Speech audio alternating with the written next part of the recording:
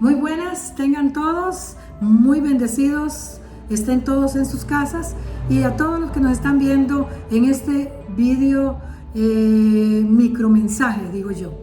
Vamos a compartir la palabra del Señor.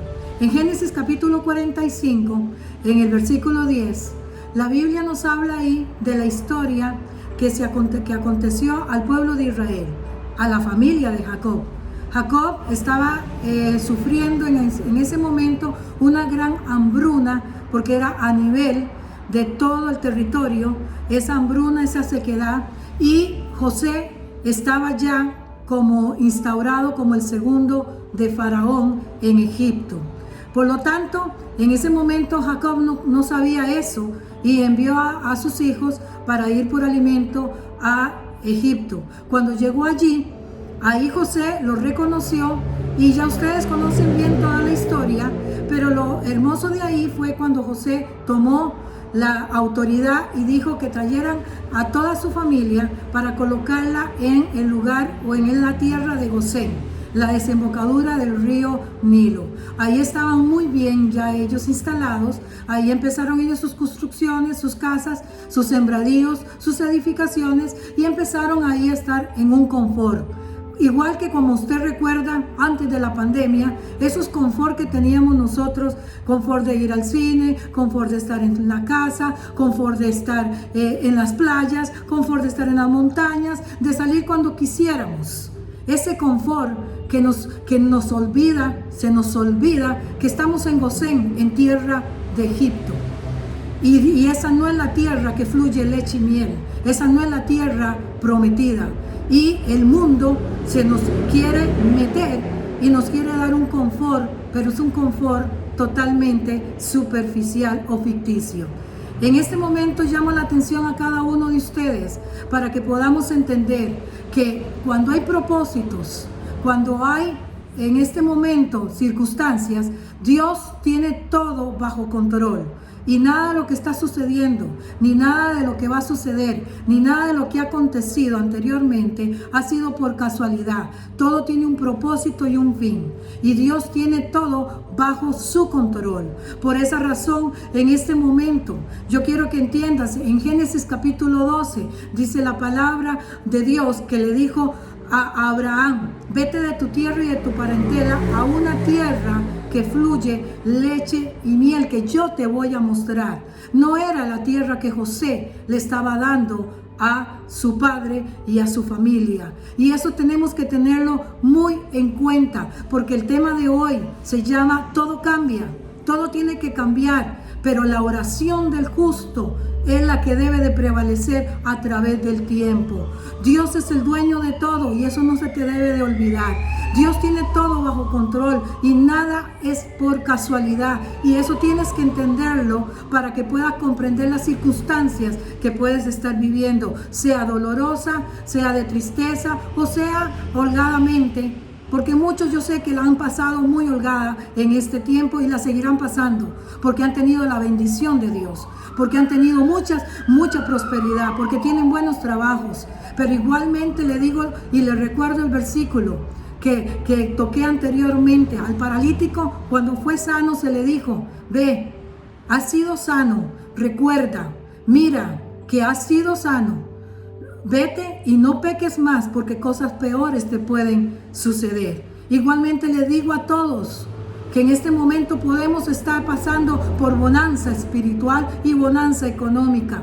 No nos atengamos, porque hemos sido prosperados y hemos sido bendecidos y Dios nos tiene bajo su cobertura. Pero si seguimos pecando, si seguimos faltándole al Señor y no nos confrontamos con la palabra del Señor, ténganlo por seguro que cosas peores van a suceder, no solamente a nosotros, sino a todas nuestras familias también. Así es que este asunto es de estar bien en todo, sea en escasez o sea en abundancia, y obedeciendo siempre al Señor. Nuestro llamado no es tanto, es estar en un solo lugar, no es estar en la tierra de Gosén, en el confort. Nuestro llamado siempre ha sido predicar a un Cristo que murió, que fue crucificado y resucitó. Ese es nuestro llamado, y sobre todo el llamado de orar. Porque yo voy a tocar un versículo para ustedes en primera de Timoteo capítulo 2, y dice la palabra del Señor en el versículo 1: exhorto ante todo a que se hagan rogativas, oraciones, peticiones y acción de gracias por todos los hombres. Este es nuestro mayor trabajo, orar. Pero no estoy hablando de oraciones de un minuto. No estoy hablando de oraciones superficiales de personas que ni siquiera saben quién es Jesús. Estoy hablando de oraciones íntimas, que puedes pasar 1 hora, 2 horas, que puedes interceder, que puedes estar orando por personas que ni siquiera conoces, que puedes estar orando por los barrios, por las casas, por las personas que ahí viven y habitan. Ese es su trabajo. No estoy hablando de oraciones efímeras, superficiales, sin sentido, religiosas. No estoy hablando de ese tipo de oraciones.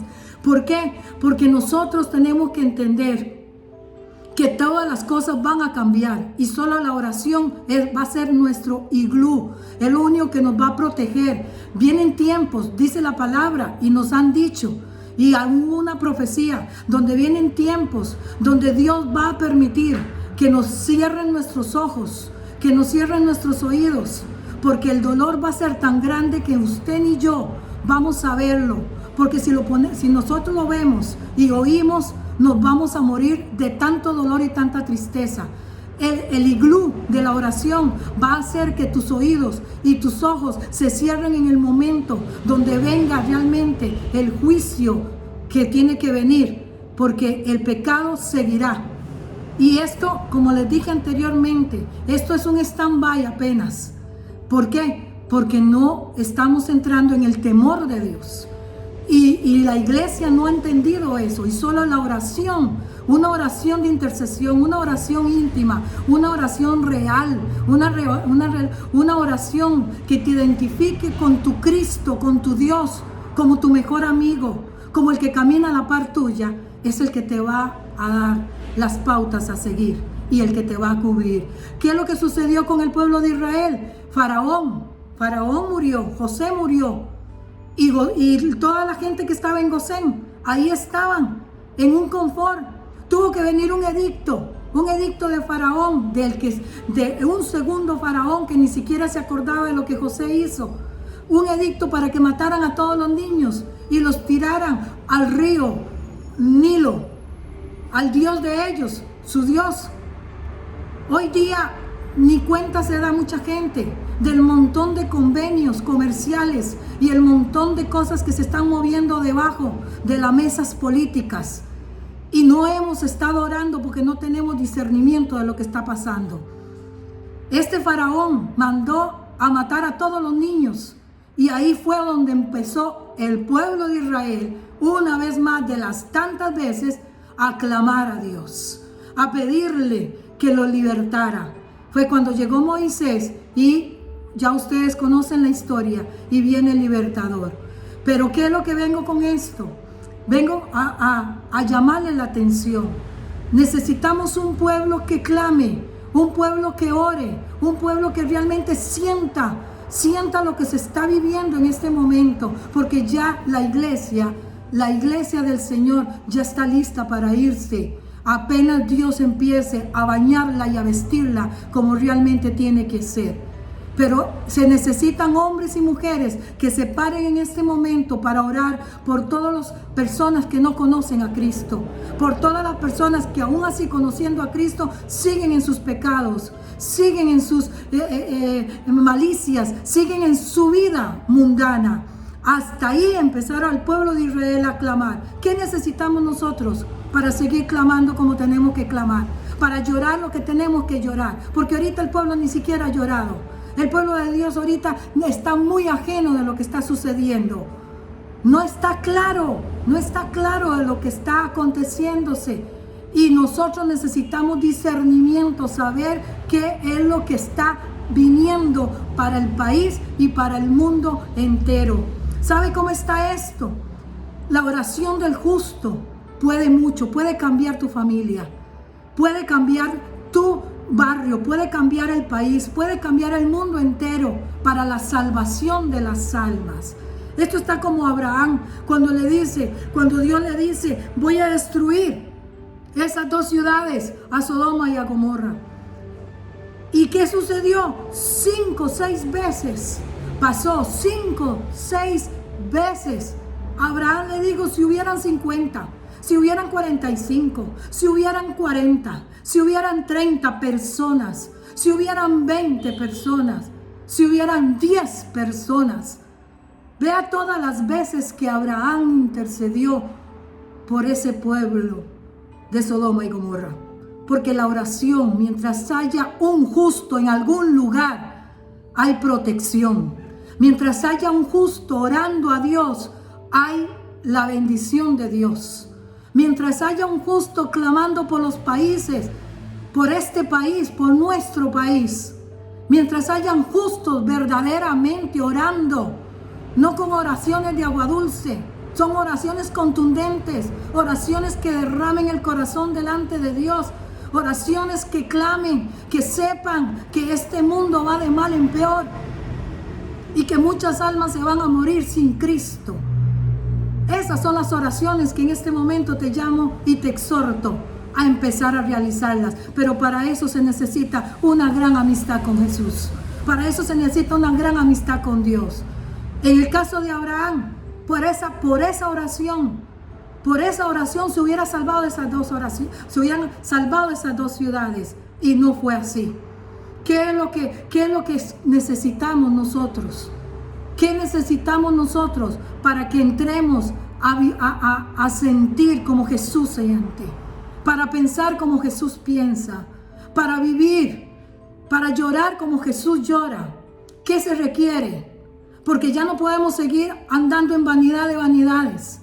Ya no podemos seguir con una iglesia totalmente indiferente al dolor ajeno, a la mortandad, a que existe un cielo y existe un infierno, y que hay una sola vida y después de la vida hay un juicio.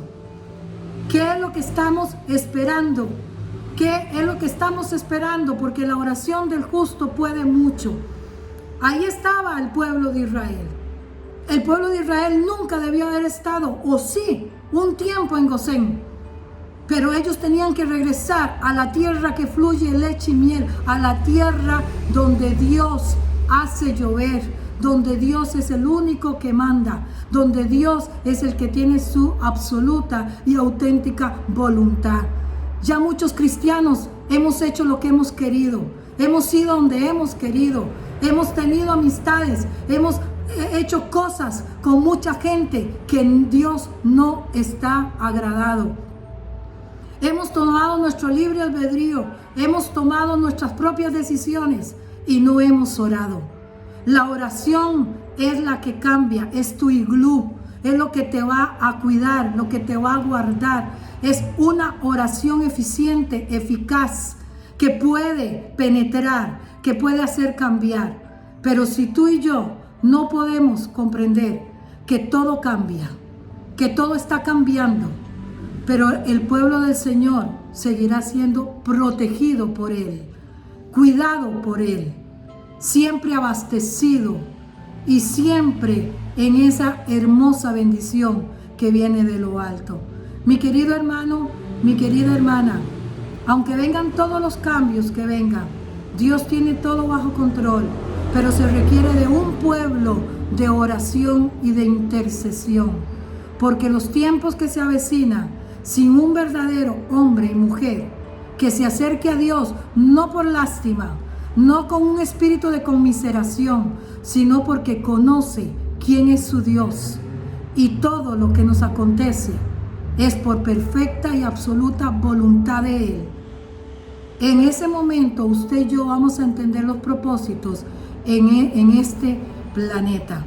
Yo quiero que en este momento exhortarte y que la palabra pueda redarguirte de tal manera que nos pueda avivar para entrar en ese ejército imponente de hombres y mujeres que realmente aprendan y desarrollen el poder de la oración.